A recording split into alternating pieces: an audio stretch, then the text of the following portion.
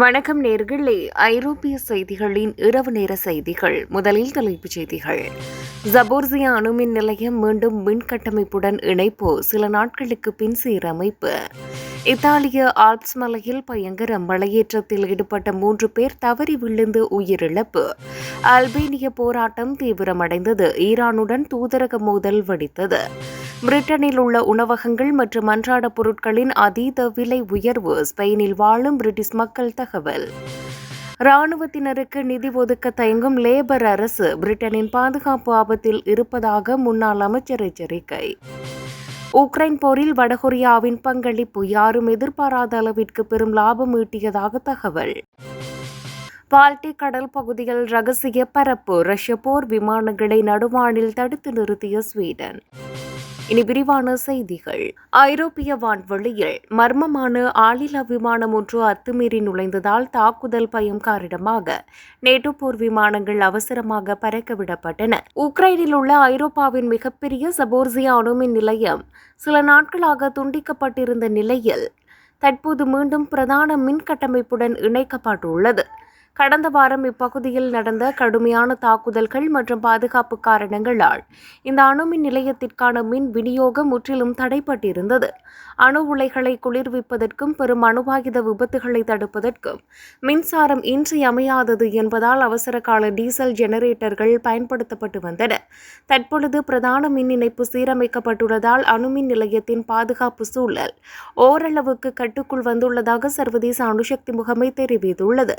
ரஷ்ய படைகளின் கட்டுப்பாட்டில் உள்ள இந்த அணுமின் நிலையத்தின் பாதுகாப்பு குறித்து உக்ரைன் மற்றும் சர்வதேச நாடுகள் தொடர்ந்து கவலை தெரிவித்து வருகின்றன. இத்தாலிய ஆல்ப்ஸ் மலையில் பயங்கர மலையேற்றத்தில் ஈடுபட்ட 3 பேர் தவறி விழுந்து உயிரிழப்பு.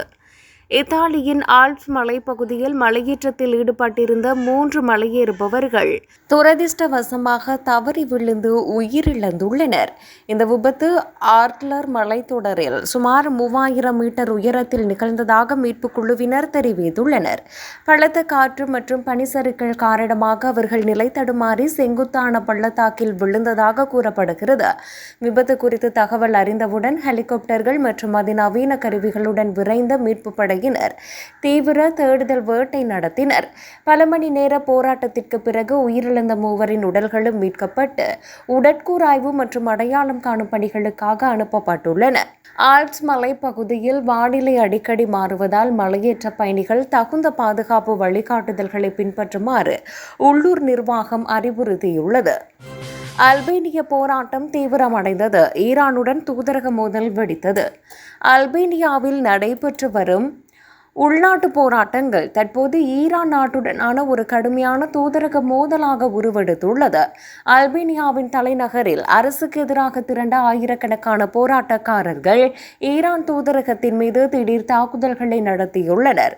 அல்பேனிய எதிர்க்கட்சிகளுக்கு ஈரான் அரசு மறைமுகமாக நிதி உதவி வழங்கி இந்த வன்முறையை தூண்டுவதாக அந்நாட்டு அரசு அதிகாரப்பூர்வமாக குற்றம் சாட்டியுள்ளது. இந்த தீவிர குற்றச்சாட்டை முற்றிலும் மறுத்துள்ள ஈரான், அல்பேனிய அரசு தங்களின் தூதரக அதிகாரிகள் போதிய பாதுகாப்பு வழங்க தவறிவிட்டதாக கூறியுள்ளது.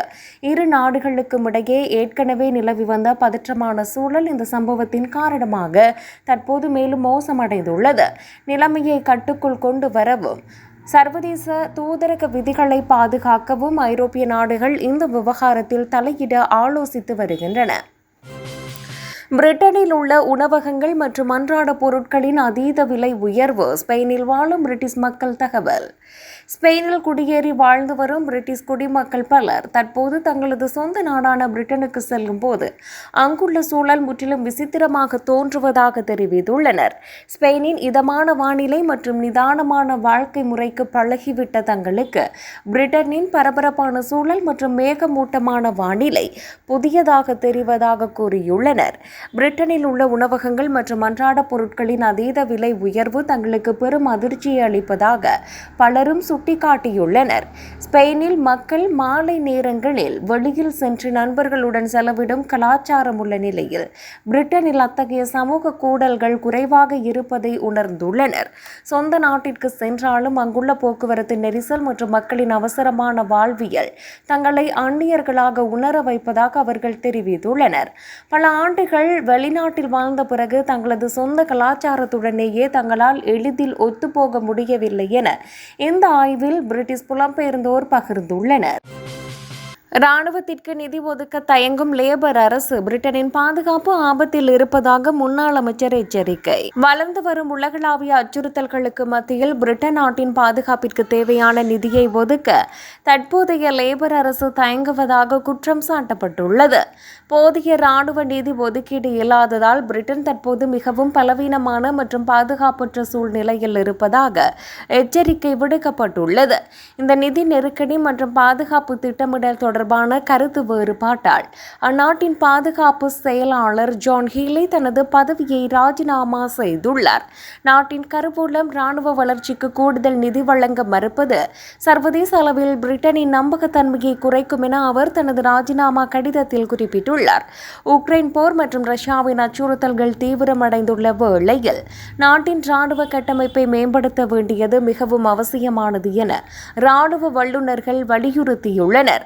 ஆனால் பிரதமர் கெய்ர் ஸ்டார்மர் நாட்டின் பொருளாதார நிலையை சீரமைக்கும் அதே வேளையில் தேச பாதுகாப்பை உறுதி செய்ய தகுந்த நடவடிக்கைகள் எடுக்கப்பட வேண்டும் என விளக்கமளித்துள்ளார்.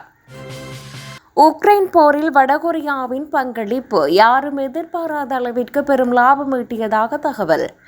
உக்ரைன் போரில் ரஷ்யாவுக்கு இராணுவ ரீதியாக உதவியதன் மூலம் வடகொரியா யாரும் கணித்திராத அளவிற்கு மிகப்பெரிய பலன்களை பெற்றுள்ளதாக ஆய்வுகள் கூறுகின்றன.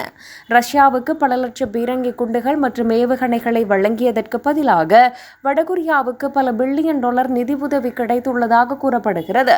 இந்த நிதி உதவி மட்டுமின்றி விண்வெளி மற்றும் நவீன ஏவுகணை தொழில்நுட்பங்களையும் ரஷ்யாவிடமிருந்து வடகொரியா ரகசியமாக பெற்றுள்ளது.